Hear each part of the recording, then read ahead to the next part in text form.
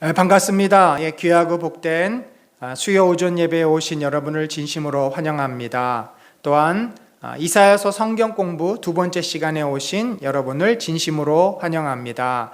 이제 오늘 우리가 함께 나눌 말씀 같이 나누도록 하겠습니다. 유다의 죄에 대한 심판과 회복의 선포, 우리가 이사야서 9장 6절로 7절 두 구절을 한 목소리로 읽어보겠습니다. 같이 읽습니다. 이는 한 아기가 우리에게 낳고 한 아들을 우리에게 주신 바 되었는데 그의 어깨에는 정사를 메었고 그의 이름은 기묘자라 모사라 전능하신 하나님이라 영존하시는 아버지라 평강의 왕이라 할 것임이라. 그 정사와 평강의 더함이 무궁하며 또 다윗의 왕자와 그의 나라에 군림하여 그 나라를 굳게 세우고 지금 이후로 영원히 정의와 공의로 그것을 보존하실 것이라. 만군의 여호와의 열심히 이를 이루시리라. 아멘. 자, 여러분, 저희가 이 구약 성경 가운데 가장 긴 예언서, 바로 이사야서를 이제 지난주부터 살펴보고 있습니다. 이제 그동안은 저희가 마태복음을 보다가 어떻게 보면은 구약에 있어서 복음서와도 같은 이사야서를 이제 보게 됩니다. 그래서 우리가 지난주에는 이사야서가 이제 어떻게 시작되었는지를 살펴보았고, 그리고 앞부분 5장까지 유다의 죄에 대해서 얼마나 그들이 하나님과의 이 관계를 버리고 언약을 이제 신실하게 지키지 못하고 하나님께 큰 죄를 범했는지 이제 그 부분에 대해서 지난 시간에 살펴보았습니다. 이제 우리가 오늘 살펴볼 부분은 이 6장부터 우리가 10장까지를 보겠는데요. 6장은 이사야를 부르시는 장면입니다. 그래서 이사야가 선지자로 콜링을 받고 그가 하나님으로부터 사명을 받는 장면. 선지서 가운데 이런 부분들이 에스겔서 또 이 이사야서에는 구체적으로 나오죠. 에스겔은 그발강가에서 이제 계시를 받는 장면이 나오고, 이사야는 또 환상 중에 하나님께서 그를 선지자로 부르는 그런 장면이 나옵니다.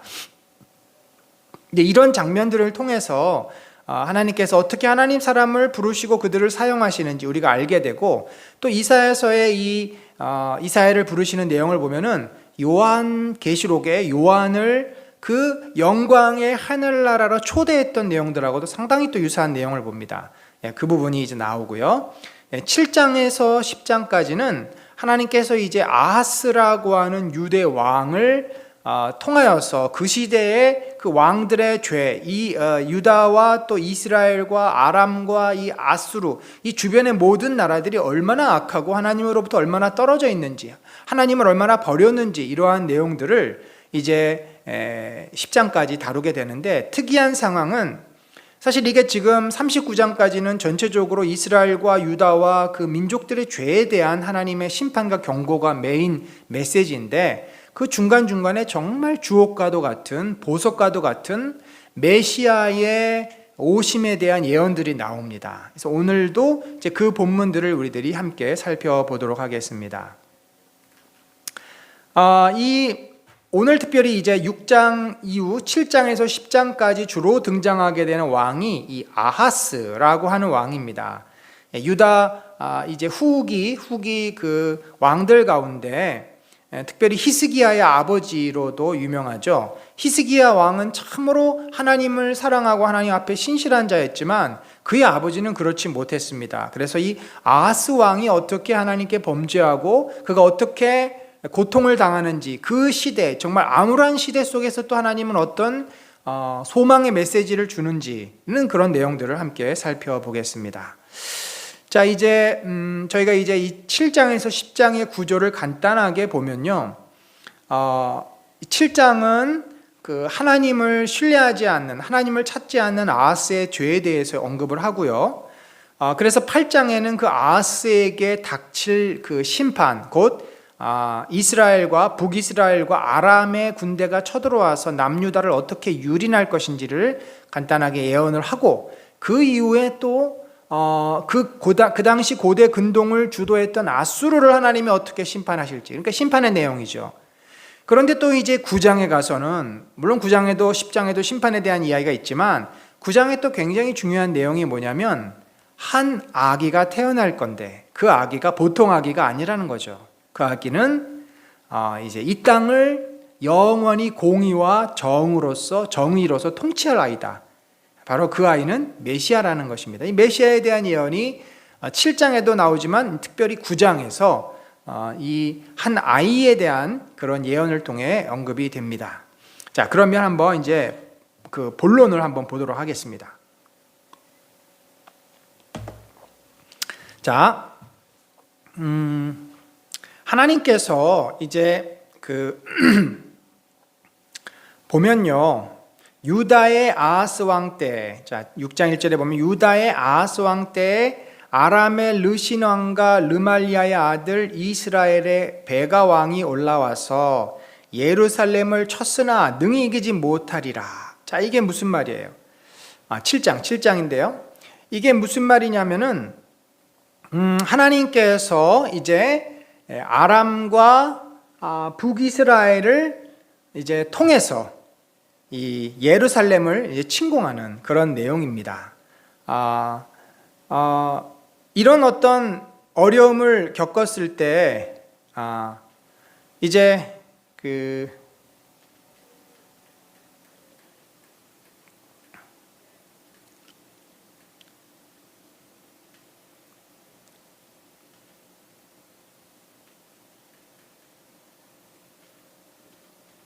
이 내용이 지금 제가 보니까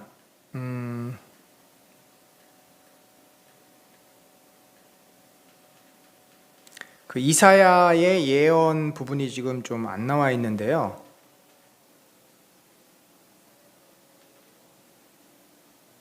제가 그 부분은 좀 간단하게 다시 언급을 하도록 하겠습니다.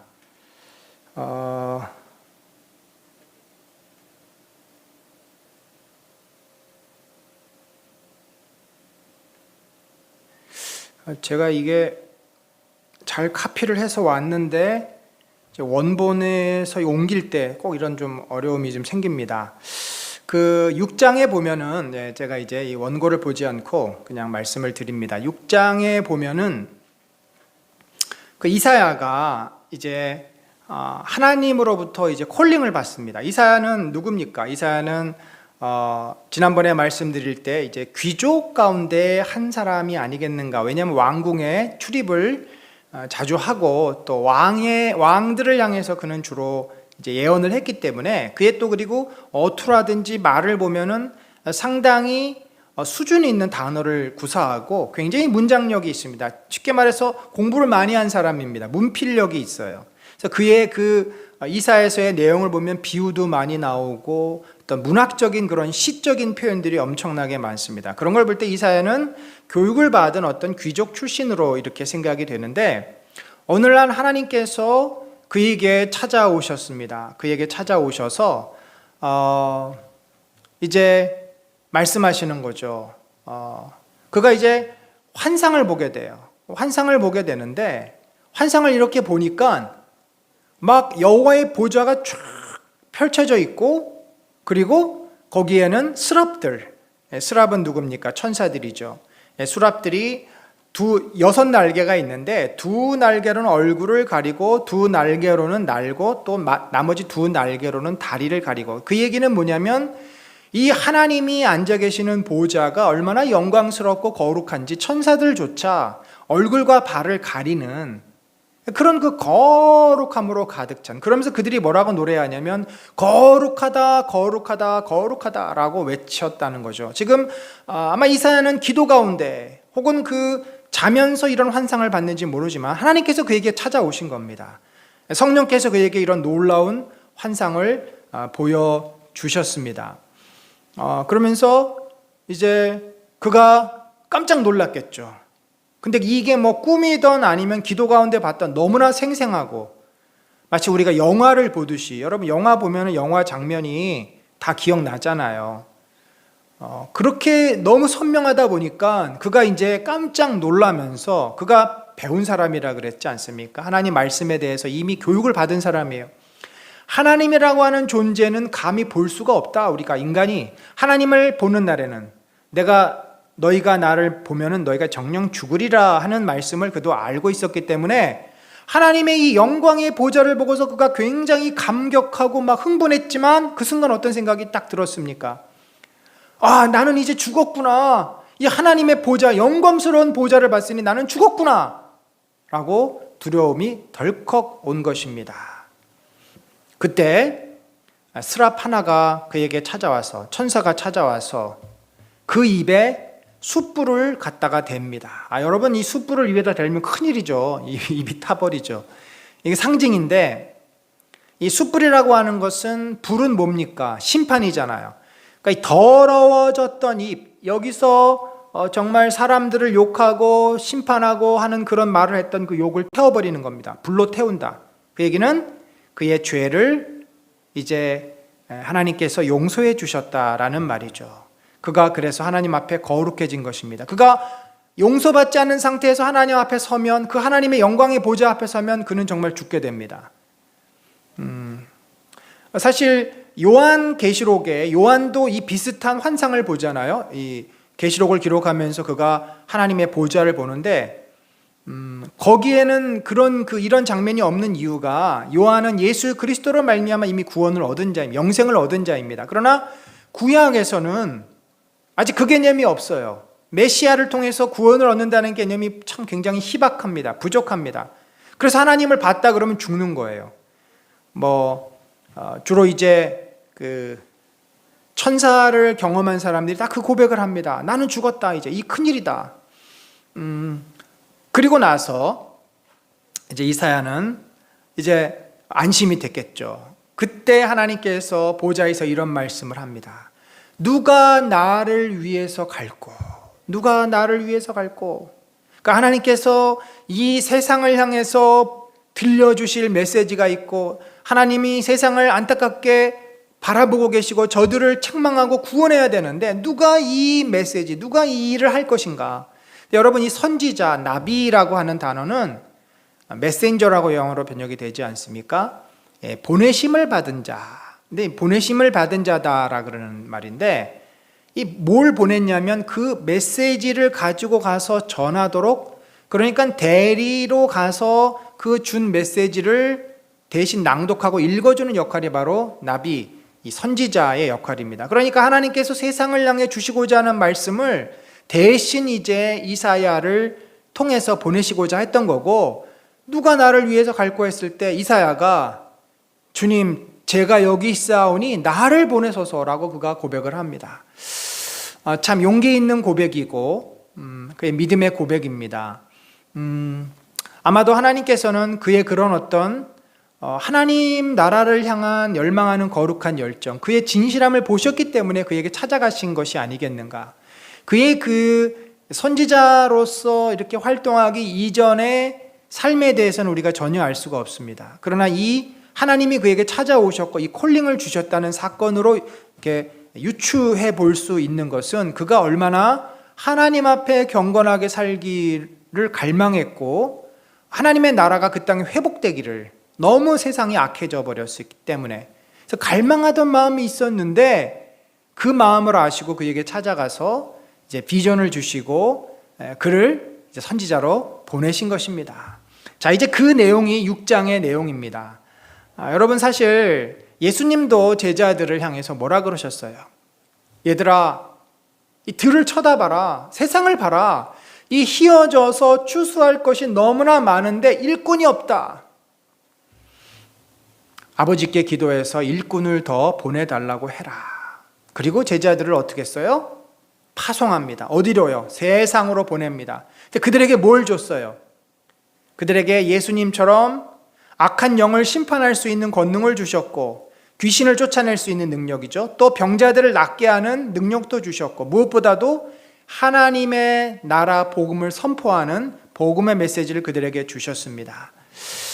여러분, 이사야를 부르셔서 세상에 보내신 하나님, 제자들을 부르셔서 세상에 보내신 예수님, 그러면 오늘은 세상에 누가 갈까요?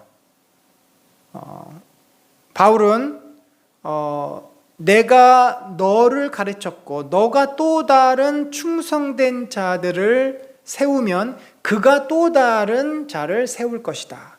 이 제자의 연속성을 통해서 오늘날 교회는 복음을 세상에 전하고 하나님 나라를 이 땅에 이 시대에 또 전하게 되는데, 지금 한국교회가 정말 이 복음이 완전히 막혀버렸습니다. 세상 사람들이 더 이상 복음을 들으려고 하지 않고 또 관심도 없습니다. 그런데 그것이 오늘날만의 문제가 아닙니다.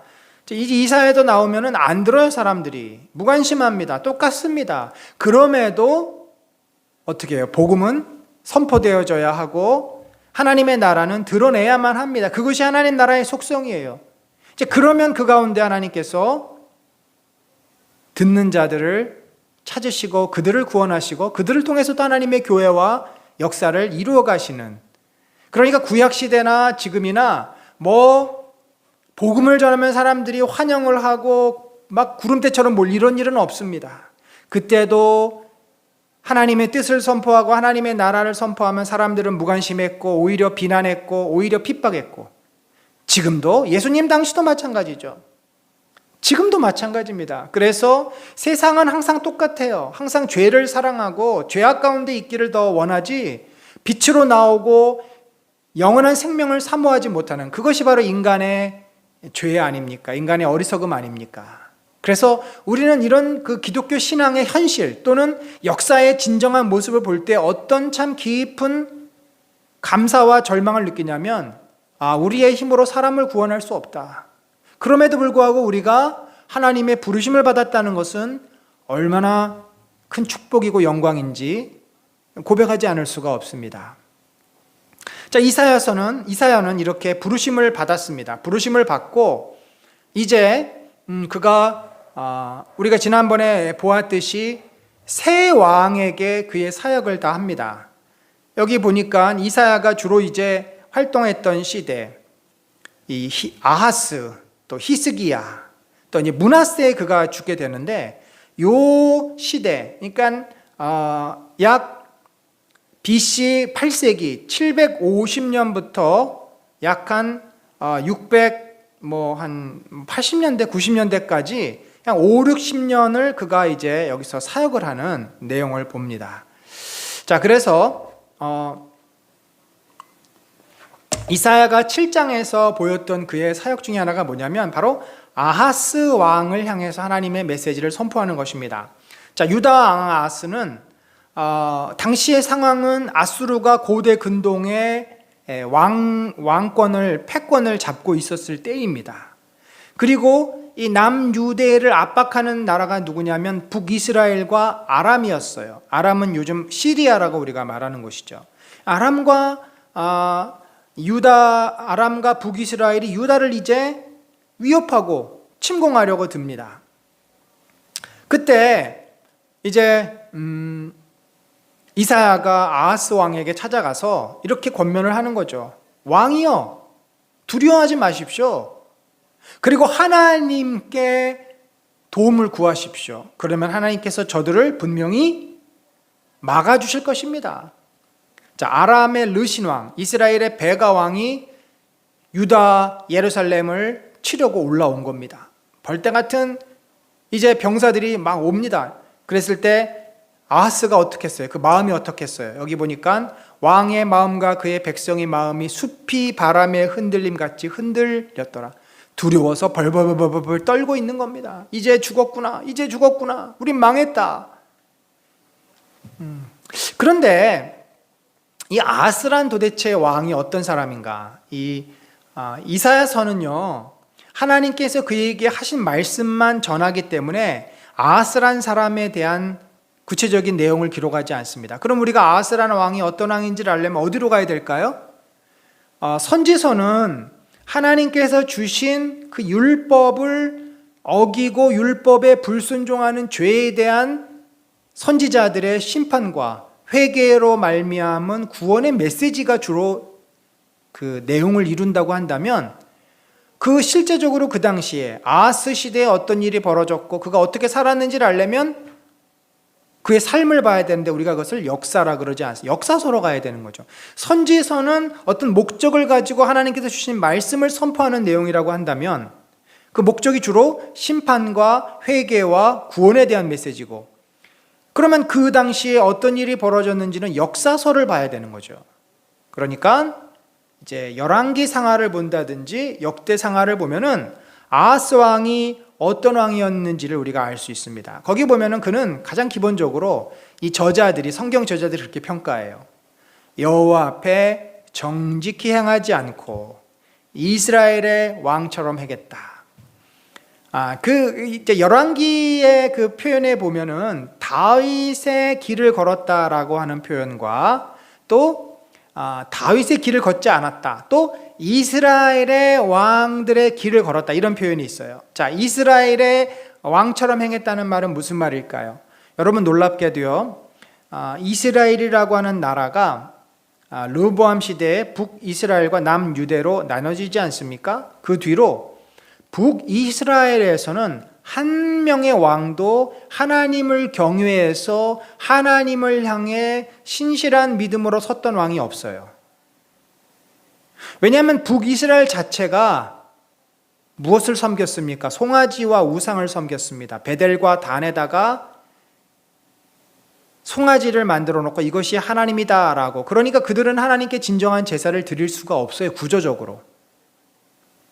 만약에 그들이 하나님께 진정한 제사를 드리려면 예루살렘으로 내려와야 돼요. 그러니까 북이스라엘의 왕들은 여로보암 이후로 다 하나님을 배반하고 우상을 섬겼던 자들입니다. 그러니까 다윗이 걸었던 길을 걷지 않고 다윗이 걸었던 길은 하나님을 경외하는 길이고 언약을 지키는 길이었다면 이스라엘의 왕처럼 살았다 하는 말은 하나님을 잊어버리고 부인하고 우상을 섬기고 언약 같은 거는 다 쓸데없어, 다 갖다 버려 라고 하면서 자기 멋대로 살았던 왕들, 그야말로 이방의 왕들과는 다를 바가 없는 그런 삶을 살았던 왕이라는 거죠. 그래서 이 이스라엘의 왕처럼 행했다라고 하는 말은 굉장히 부정적인 평가입니다. 그는 하나님께 심판을 받을 것이다 라는 말이에요. 그런데 지금 유다의 왕 아니에요. 다윗의 후손 아니에요. 근데 그런 아하스가 지금 어떻게 했어요?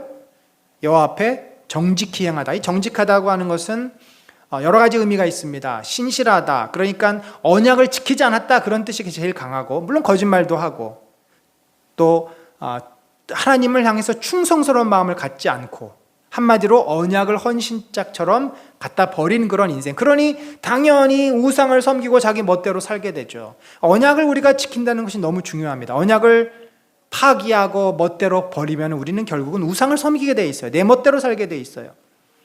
자, 그러다 보니까 그의 삶이 어떻게 악으로 더욱더 깊은 악으로 빠지게 되냐면 이방인들의 가증한 일을 행함. 자, 이방인들이 어떤 가증한 일을 했을까요?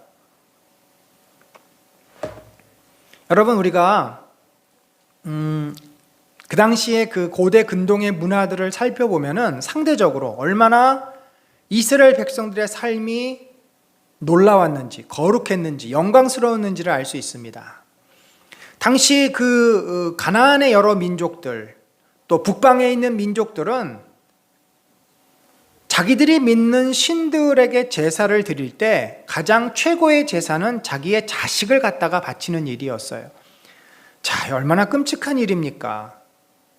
사람의 생명을 함부로 해하는 것도 끔찍한 일인데 거기다가 자기의 자식을, 그러니까 그때 그 자식은 뭐예요? 내가 가지고 있는 제일 비싼 어떤 소유물인 거죠.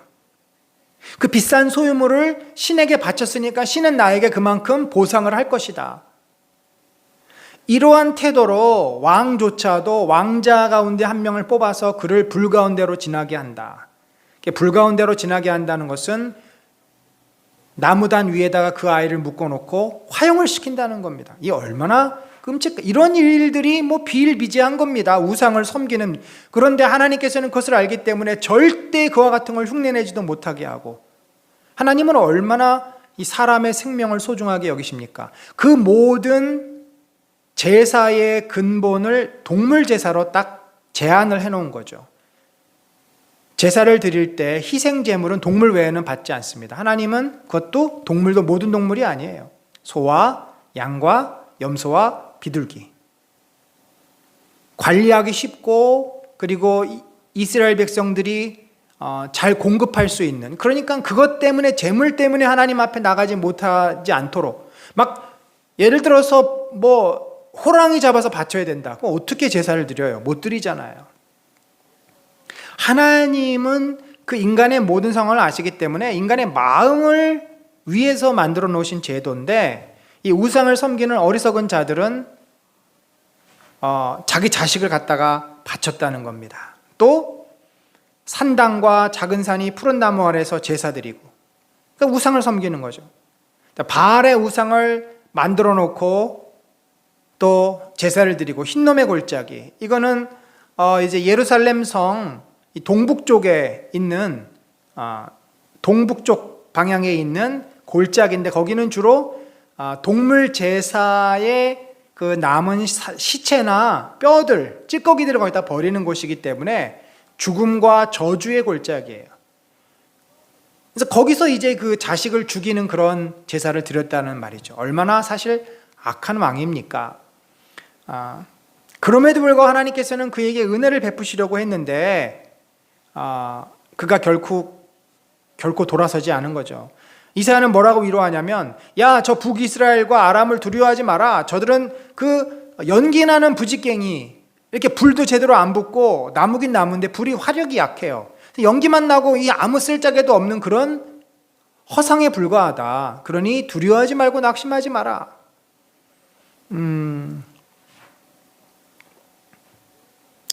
그리고 주 여호와의 말씀은 그 일은 서지 못하며 이루어지지 못하리라. 너희를 쳐서 너희를 무너뜨리려고 하는 저들의 계획은 결코 성공할 수 없다. 그러니 너는 여호와께 한 징조를 구하되 깊은 데서든지 높은 데서든지 구하라. 어디서든지 하나님께 회개하고 기도하고 주님의 은혜를 구하라 라는 거죠. 그랬더니 아하스가 나는 구하지 아니하겠다. 나는 여호와를 시험하지 아니하겠다. 여호와께서 내 기도를 들으시는지 안 들으시는지 난 그거 알아보고 싶지 않다. 관심도 없다. 그리고는 그는 하나님을 찾지 않습니다. 오히려 누구를 찾아요? 아수르 왕을 의지합니다. 아수르만이, 당시 고대 근동의 패권을 잡고 있던 이 아수르만이 저 아람과 북이스라엘을 제압할 수 있다고 믿었던 거죠. 굉장히 현실적입니다. 하나님을 찾아야되는데 하나님이 도대체 뭐야? 하나님이 어떻게 저 북이스라엘을 막냐고. 보이시지도 않는, 능력도 없어 보이는 그런 하나님을 찾지 않고 자기를 실제적으로 도와줄 수 있는 아수르에게 손을 내민 것입니다. 그런 아하스, 결국 하나님 어떻게 하셨을까요? 많이 실망하셨겠죠. 어떤 의미에서 아하스가 그렇게 되리라고 아셨지만 그에게 한 번 더 기회를 주시는 겁니다. 은혜를 베푸시는 겁니다. 결국 하나님께서는 자신을 신뢰하지 않는 아하스를 더 이상 돕지 않으십니다. 그랬더니 이스라엘 배가, 또 아람 왕이 어떻게 했어요? 용사 12만을 죽였다. 12만 명을 죽이고 또 유대 백성의 아내와 자녀를 포함해서 20만 명을 포로로 잡아간 것입니다. 엄청난 희생이 이제 발생을 하게 됩니다. 그리고는 그가 디글랏 빌레셋에게 도움을 요청합니다. 아하스가. 그러나 실제로 이 조공만 받고 도와주지도 않아요. 나중에는 이제 물론 침공을 했지만 제대로 도와주지도 않아요. 조공만 받아먹고, 그러니까 속이 얼마나 탔겠습니까? 결국 그는 그 분노를 누구에게 쏟아놓냐면 북이스라엘에 와서 포로로 사람들을 잡아가고 아수르는 자기를 도와주지 않고, 그러니까 이 분노를 누구에게 쏟냐면 여호와의 전의 기구들을 회파하고 여호와의 성전 문들을 닫고 산당을 세웠다. 이 얼마나 어리석고 참 한심한 왕인지, 그 분노를 하나님께 쏟으면서 이따위 하나님은 내가 믿을 수 없어. 이 하나님 때문에 우리가 망했어. 이 하나님을 치워버려. 성전에 우상을 갖다 놓고 거기다가 산당을 세우면서 우상의 소굴로 만든 겁니다. 이런 악한 왕이 어디 있습니까? 하나님께서는 이제 이런 그 이스라엘 향해서 징조를 보여주세요. 그러니까 우리가 이제 이사야서라든지 여러 선지자서를 볼 때 하나님이 그들의 죄에 대해서 심판을 분명히 외치시는데, 그 심판 사이사이에 너무 절망이잖아요. 어둡고 심판만 계속하면 사이사이에 소망의 빛을 비춰주시고 희망의 끈을 이렇게 내밀어 주시는데, 자, 7장에 나타난 바로 그 심판 가운데 주신 징조, 메시지가 뭐냐면 우리가 잘 아는 겁니다. 보라, 처녀가 잉태하여 아들을 낳을 것이요 그 이름을 임마누엘이라 하리라. 그가 악을 버리며 선을 택할 줄 알 때가 되면 엉긴 젖과 꿀을 먹을 것이라. 대저 이 아이가 악을 버리며 선을 택할 줄 알기 전에 내가 미워하는 두 왕의 땅이 황폐하게 되리라. 자, 여러분, 우리가 예언서에 나와 있는 이 말씀은 1차적으로 그 당시 사람들이 이해하고 이제 성취됐던 내용이지만, 또 2차적으로는 신약까지 미쳐지는 거죠. 1차적으로 이 처녀, 이 알마라고 하는 단어는 젊은 여인 혹은 처녀라는 의미인데, 어쨌든 젊은 처자가 아이를 낳게 될 건데 그 아이의 이름이 임마누엘, 여호와께서 함께 하신다는 이름을 갖게 된다는 거죠. 그래서 이 아이가 도대체 누구냐? 이 처녀가 누구냐?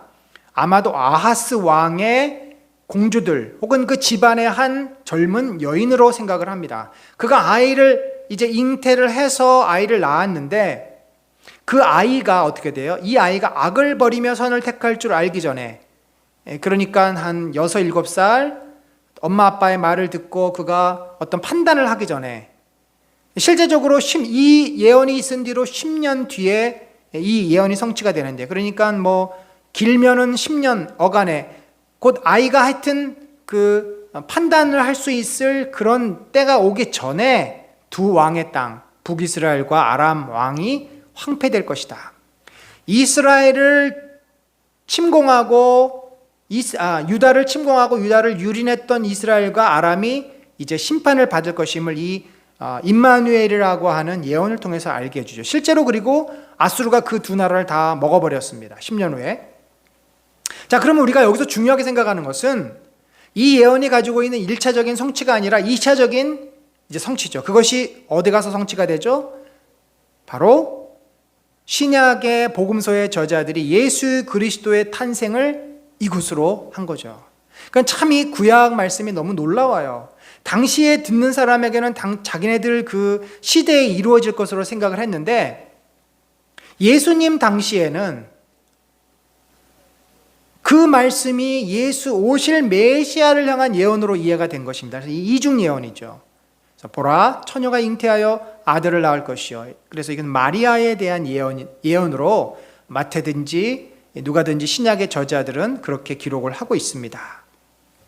자, 그걸 통해서 지금 이렇게 이스라엘이 유다가 침공을 당하고 멸망하지만 이 하나님께서 구원을 베풀어 주실 것을 그 당시의 사람들도 다시금 이렇게 기대를 하고 소망을 갖게 되고, 또 신약의 백성은 이것이 하나님께서 이전부터 계획하신 이름을 분명하게 알게 되는 것입니다. 자, 이렇게 유다를 괴롭혔던 이스라엘과 아람에 대한 심판의 이야기를 했을 뿐만 아니라 하나님을 신뢰하지 않았던 아수르를 의지했던 유다에 대해서도 하나님이 또 심판을 예언하시는데, 여호와께서 에브라임이 유다를 떠날 때부터 이게 733년에 북이스라엘이 아수르에게 의해서 흩어져 버리죠. 당하여 보지 못한 나를 너와 내 백성과 내 아버지 집에 임하게 하시리니 곧 아수르 왕이 오는 날이라. 그러니까 그 700년대 초반부는 이 아수르가 이스라엘을 침공하고 남유대까지 침공하려고 하는 그런 확장기였어요. 그러니까 북이스라엘이 이제 나라가 멸망했습니다. 그 다음에 이 사네립이 BC 705년에 사네립이 예루살렘까지 침공한 거예요. 그래서 그 사건이 이제 36장에서 39장까지 히스기야 때 그 일이 이루어지지 않습니까? 그것을 지금 예언을 하는 겁니다. 그 당시에 이 예루살렘뿐만 아니라 40몇 개의 도시들이 쑥대밭이 됩니다. 예루살렘만 지금 유린을 안 당하고 나머지 도시들은 뭐 아수르가 다 그냥 침공을 해서 아주 엉망으로 만든 겁니다. 마치 지금 우크라이나가 이 키이우라고 하는 그 수도는 아직 함락을 못하고 있고, 그 주변에 둘러싸였지만 저항이 너무 심하다면 함락을 못하고 있고, 다른 도시들은 함락한 것처럼 뭐 그런 일을 당시에 경험을 하게 된 것입니다. 자, 이제 이게 우리가 7장에서 10장까지가 주로 심판에 대한 내용 아닙니까? 북이스라엘에 대해서, 아람에 대해서, 유다에 대해서 그렇게 심판을 한 내용이고, 그 다음에 아수르가 이제 이 배후에 다 있단 말이에요. 아수르가 결국은 북이스라엘도 침공했고, 아람도 침공했고, 유다도 침공을 해요. 그러니까 이 아수르가 얼마나 기고만장하겠습니까? 요즘 러시아 같죠. 러시아처럼 힘을 가지고 다른 나라를 침공해서 사람들을 죽이고 재물을 약탈하고, 아수르가 당시에 했던 일이 그런 일들이에요. 그래서 아수르의 부조를 보면 얼마나 그들이 잔인했는지, 막 창 끝에 사자를 이렇게 걸어서 세워놓고, 포로들도 역시 창 끝으로 사람을 찔러서 세워놓고, 또 코와 입과 뭐 심지어 이런 귀 이런 데다가 뚫어서 그걸 끌고 고랭이로 포로들을 잡아가고, 하여튼 너무나 잔인한 일을 그들이 많이 했었습니다. 자, 그들을 향해서 역시 하나님께서 심판을 선포합니다. 자, 어떻게 선포하냐면 이사야의 아들의 이름을 통해서 선포를 하는 거예요. 이게 이제 우리가 선지자적인 심볼, 프로테픽 심볼이라 그래서 선지자가 직접 그 하나님의 심판과 역사를 보여주는 건데, 자식의 이름을, 예를 들면은 뭐 에스겔도 그런 시기가 있었죠. 말을 안 하는 거, 입을 다무는 거예요. 말을 안 해요. 왜 무슨 말을 안 하냐? 하나님께서 그렇게 하지 말라고 한 거죠. 그런 선지자적인 심볼, 행동을 하게 됩니다. 그리고 이제 이사야가 어떻게 그 아들의 이름을 지었습니까? 여기 보니까 마헬살랄 하스바스, 마헬살랄 하스바스. 자, 이 말의 의미는 신속하게 약탈물을, 급속하게 노획물을, 이런 의미예요. 그러니까 이게 이 아이의 이름을 통해서 아이가 엄마 아빠를 엄마 아빠라고 말하기 전에 다메섹의 재물과 사마리아의 노략물이 아수르 왕 앞에 옮겨지게 될 것이다.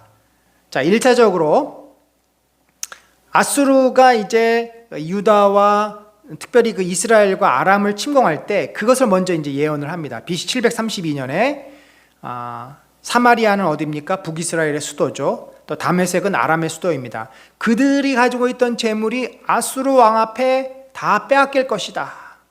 그러니까 아수르가 이제 그런 역할을 하는 거예요. 아수르가 힘이 있으니까 하나님께서 그를 어떤 막대기로, 몽둥이로, 심판의 도구로 사용하셔서 그 당시에 죄악을 저질렀던 모든 나라들을 이제 심판하는 도구로 쓰신 겁니다.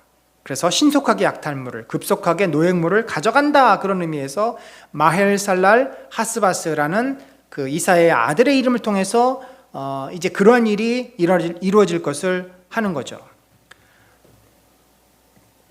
자, 그래서 여기 7절에 보니까 아수르의 왕과 그의 모든 위력으로 그들을 뒤덮을 것이다. 이제 그런 일이 올 것이라는 거죠. 자, 그러면 그 당시의 상황, 8장에서는 그 당시의 상황을 이렇게 비유합니다. 아침 빛을 보지 못하고 이 땅으로 헤매며 곤고하며 굶주릴 것이라. 환난과 흑암과 고통의 흑암뿐이니 그들이 심한 흑암 가운데로 쫓겨 들어가리라. 그러니까 그 땅이 온통 흑암이고 어둠이고 고통이고 괴로움이고, 왜 맨날 전쟁이 일어나서 다 빼앗아가고 사람들은 죄로 가득 차서 남의 것을 항상, 전쟁이 일어나 사회가 혼란스러우니 어떻게 되겠어요? 질서가 무너지고 힘 있는 자가 약자들 걸 다 약탈하고, 그러니까 뭐 사회가 무슨 이게 사람 사는 곳이 아니라 지옥이 따로 없는 그런 시대가 됐다라는 거예요. 어둠밖에 없는 지옥처럼 돼버린 거죠. 자, 그런 때 9장에서 다시 아까 말씀드린 것처럼 심판을 계속 말하다가 중간에 구원에 대한 빛을 보여주시는데, 또 이게 유명한 9장이 아주 그 신약에서 저자들이 많이 인용했던 아주 매우 유명한 또 말씀입니다. 전에 고통받던 자들에게 흑암이 없으리로다. 옛적에는 여호와께서 스물론 땅과 납달리 땅이 멸시를 당하게 하셨더니 후에는 해변길과 요단 저쪽 이방의 갈릴리를 영화롭게 하셨느니라. 흑암에 행하던 백성이 큰 빛을 보고 사망이 그늘진 땅에 거주하던 자에게 빛이 비치도다. 자, 여러분 놀랍지 않습니까? 갈릴리 지역에 그 이스라엘 북쪽 지역이, 그러니까 이제 북이스라엘 지역이죠. 거기가 어떤 땅이어서 멸시받고 저주받던 땅이었는데 그 갈릴리가 영화롭게 될 것이다. 사실 구약의 역사에 있어서는 그런 적이 없었습니다. 갈릴리가 뭐 때문에 영화롭게 되겠어요? 결국은 이 이야기는 예수 그리스도가 이 나사렛에서 이제 활동하시며 갈릴리에서 구원의 하나님의 나라를 오게 하실 것임을 예언하는 말씀이죠. 자, 그래서 그 당시의 사람들은 이게 그런가 보다라고 했겠죠. 이사야 시대는. 또 이사야도 말하면서 이게 앞으로 그런 일이 있겠구나. 근데 이걸 누가 본 겁니까? 누가 경험한 겁니까? 마태가 예수 그리스도를 통해서 하나님이 드디어 메시아를 이 땅에 보내셨고 저 갈릴리 땅에 영원한 빛을 비춰주셨구나. 이 당시에 이사야가 살던 시대도 아수르에 의해서 지배를 받고 북이스라엘이 쳐들어오고 얼마나 고통스럽습니까? 그리고 예수님이 오시는 당시에도 로마의 지배를 받습니다. 그 땅이 고통에 신음합니다. 그러니까 이사야의 시대 BC 700년대나 AD 예수님이 살던 AD 100년 어간이나 똑같은 상황입니다. 이때는 아수르가, 이때는 로마가. 그러니까 흑암이 가득가득 차여 있던 땅이었는데 그 땅에 빛이 비춰졌어요. 이사야 시대에는 하나님의 구원이 선지자를 통해서만 선포되었지만 예수님 시대에는 직접 예수 그리스도가 오셨잖아요. 하나님의 나라가 임했잖아요. 그래서 마태가 이 예언이 바로 이 때를 위해서 주신 것이다 라고 마태복음 4장 15절 16절에 이것을 인용하면서 이것이 성취되었음을 강조하고 있습니다. 그러면서 이러한 일이 이루어졌을 때 큰 기쁨을 맛보는데 그 기쁨이 추수할 때, 탈취물을 나눌 때의 기쁨과도 같다. 인간이 느낄 수 있는 이 소유와 또 성취의 기쁨을 마음껏 누리는 때다라는 거죠. 그리고 그때는 압제자들의 무거운 멍에와 채찍과 막대기를 다 꺾으신다. 더 이상 전쟁이 없고 더 이상 고통이 없고 풍요와 감사와 기쁨이 넘치는 그런 때가 온다. 이것도 역시 역사적으로 이스라엘 백성 가운데 이루어진 적이 없습니다. 이사야 시대 이후에 유대 땅이 좋아졌습니까? 히스기야 때, 요시야 때 잠깐 회복이 됐을 뿐이지 결국은 유다도 망했습니다. 예수님이 오실 때 그 땅에 진정한 평화가 있었습니까? 없었습니다. 예수님이 부활 승천하신 이후에도 유대 땅은 로마의 그 압제 속에서 이들이 아무리 독립운동을 해도 결국 AD 70년에 예루살렘 멸망하고 AD 135년에 유대는 완전히 흩어져 버립니다. 그러니까 이 이야기도 이 나라가 창성하게 된다. 이 이야기도 바로 하나님의 나라를 이야기하는 거죠. 영적인 세계를 이야기하는 겁니다. 역사적인 나라를 이야기하는 게 아니에요. 자, 그러면서 이제 드디어 메시아에 대한 예언을 왜 이런 일이 어떻게 이루어질 수 있는가? 이 일이 이루어지기 위해서는 어떤 역사가 나타나야 되는가? 한 아기가 우리에게 온다는 거죠. 이미 7장에서 처녀가 잉태하여 아이를 낳는다 이야기를 했어요. 그러니까 여기서는 좀 더 그 처녀가 아이를 낳은 거는 그 당시 사람들이 실제적으로 적용이 됐지만 이 9장은 적용이 되는 게 아니라 더 미래적인 예언이에요. 7장은 더블 예언이라면, 이중 예언이라면 이거는 완전히 미래에 대한 예언이에요. 그 당시에 이런 일이 있을 수가 없죠. 이 지금 내용을 보면 사람이 아니에요. 메시아에 대한 내용입니다. 그러니까 이것은 그 당시의 사람들에게는 희망이지만 신약시대 유대 백성 또 하나님의 사람들을 위해서 하나님께서 이미 그때부터 메시아가 오게 하심을 준비하셨음을 분명하게, 그리고 그 7세기에 말했던 그 이사야가 선언했던 예언했던 그 바로 메시아가 예수 그리스도임을 분명하게 밝혀주는 근거 구절이다. 자, 그는 어떤 자인가? 그의 어깨에는 정사를 메었고, 정사라고 하는 것은요, 정권을 잡았다라는 의미입니다. 권력을 잡았다. 그의 이름은 기묘자라, 모사라. 기묘자는 놀라운 분이라는 거죠. 우리가 도무지 이해할 수 없는 분이라는, 모사는 지혜로운 자라는 겁니다. 전능하신 하나님. 아이가 하나님이래요. 이게 이해가 됩니까? 유대인들은 이 부분에 있어서 심각하게 이 말씀을 그들이 이해하기 위해서 씨름하고 고민해야 했었는데 이걸 실패했어요. 아마도 니고데모 같은 자는 이런 말씀을 씨름했는지도 모릅니다. 그래서 인간이 하나님이 된다는 것을 그가 받아들인 거죠. 메시아, 예수 그리스도 나사렛에서 온 청년이 저 선지자가 하나님이라는 사실을 그가 받아들일 수 있었던 거예요. 아이가 낳는데 아이가 전능하신 하나님이요 영존하신 아버지여 평강의 왕이라. 이게 어디 사람에게 적용할 말입니까? 이것은 메시아에게만, 그가 인간이지만 또 하나님이신 그 메시아에게만 적용할 수 있는 용어이고, 이게 신약의 표현이 아니라 구약의 표현이에요. 그러니까 얼마나 바리새인들과 그 당시에 예수님을 배척했던 사람은 이 말씀을 왜곡하고 이해하지 못하고 배제시켜 놓은 것입니까?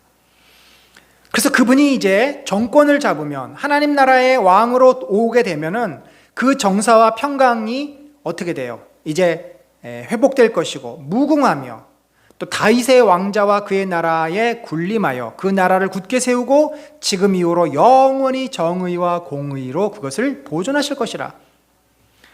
분명히 이것은 이 땅의 나라가 아님을 알 수 있어요. 이 영원한 나라는 없습니다. 다윗의 왕권이 회복되지 않았어요.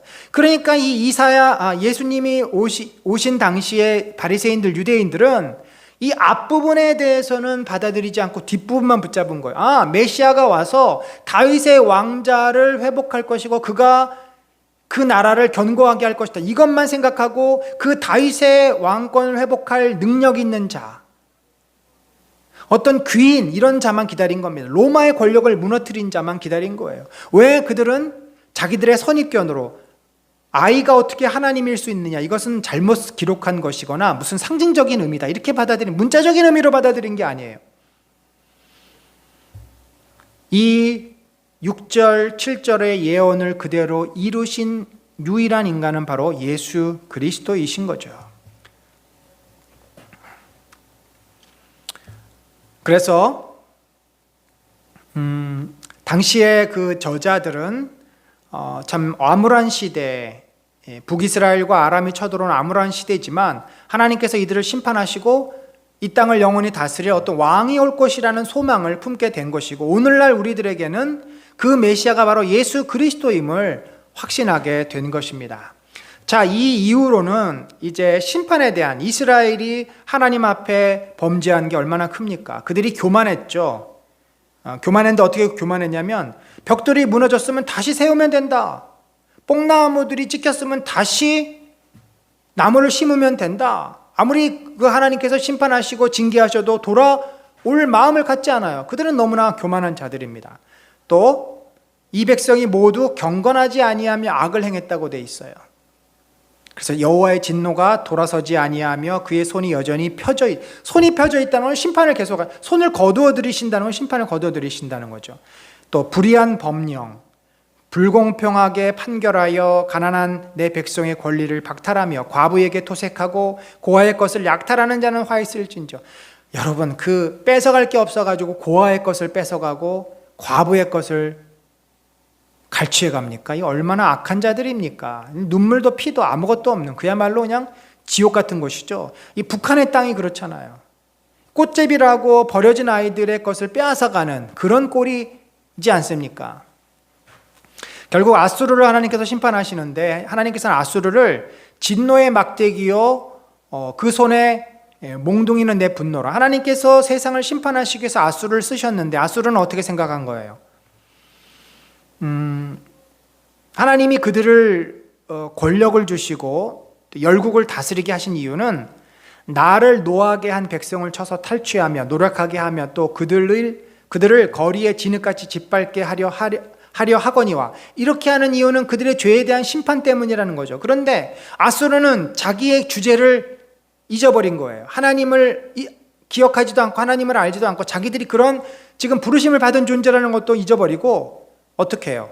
다만 그의 마음은 허다한 나라를 파괴하며 멸절하려 하는도다. 하나님의 의도는 그들에게 심판만, 그들에게 징계만 하려고 했는데 아예 그들을 다 멸망시키고 자기들 마음대로 그들을 다 압제하고 지배해 버리려고 했다는 거죠. 한마디로 자신들이 하나님의 위치에서 모든 것을 주장하고 또 그들이 가지려고 했다. 그러므로 주께서 주의 일을 시온산과 예루살렘에 다 행하신 후에, 심판을 다 행한 후에 아수르 왕의 완악한 마음의 열매와 높은 눈의 자랑을 벌하시리라. 너희가 무슨 잘나서 그런 줄 아느냐? 학개 선지자가 그렇게 얘기하죠. 왜 저 바벨론을 통해서 우리를 심판하십니까? 저들도 내가 심판할 것이다. 예, 그렇게 되는 겁니다. 그래서 아수르도 심판하셨고 바벨론도 심판하시고 지금 러시아가 저 난리죠. 러시아 반드시 저 전쟁으로 인해서 큰 위기와 어려움을 겪게 될 것입니다. 하나님께서 지금도 세계 역사를 주관하고 계세요. 어느 민족이든지 어느 나라든지 그가 힘을 가져서 그 힘을 잘 쓰면 그 나라는 오래 번영이 되지만 그 힘을 남용하고 자기들의 그 악한 마음대로 세상을 어지럽히고 사람들을 괴롭히면 하나님께서는 그 나라를 결국 멸망시키신다는 거죠. 그런데 이제 오늘 마지막 메시지입니다. 하나님께서는 이렇게 북이스라엘도 멸망시키시고 아람도 무너뜨리시고 유다도 징계하시고 아수르도 멸망시키셨지만 그 가운데 누가 있어요?